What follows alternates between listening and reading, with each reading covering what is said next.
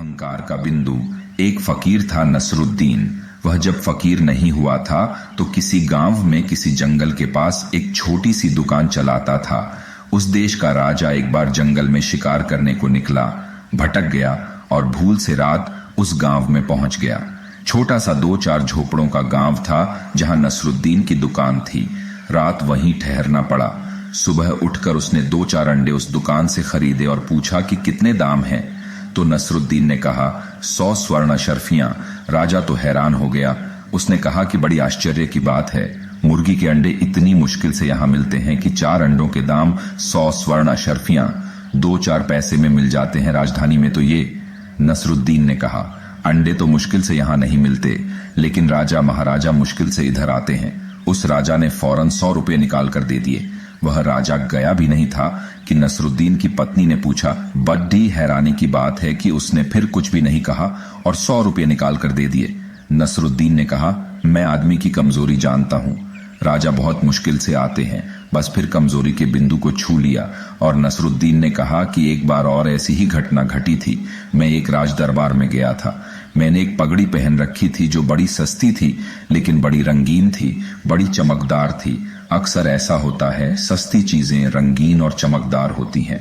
रंगीन और चमकदार होने में उनका सस्तापन छिप जाता है। तो एक सस्ती पगड़ी पहनकर मैं राज दरबार में गया था। चमकदार पगड़ी को देखकर सम्राट ने मुझसे पूछा कितने की है। मैंने कहा 1000 रुपये की। वह राजा चकित हो गया। 10 सेल 5 रुपया भी उसका मूल्य नहीं था। राजा के बड़े वजीर ने राजा के कान में कहा कि यह आदमी बहुत बेईमान मालूम होता है। ये 2-4 रुपये की पगड़ी है, कहीं इसकी बातों में मत आ जाना।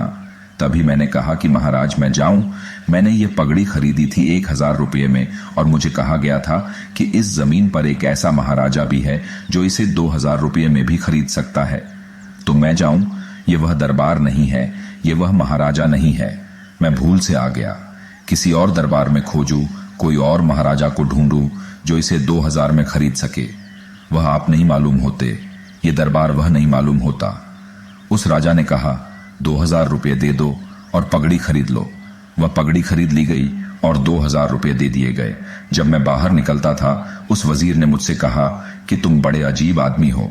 मैंने उस वजीर के कान में कहा कि महानुभाव, आप पगड़ियों के दाम जानते होंगे, मैं आदमियों की कमजोरी जानता हूं।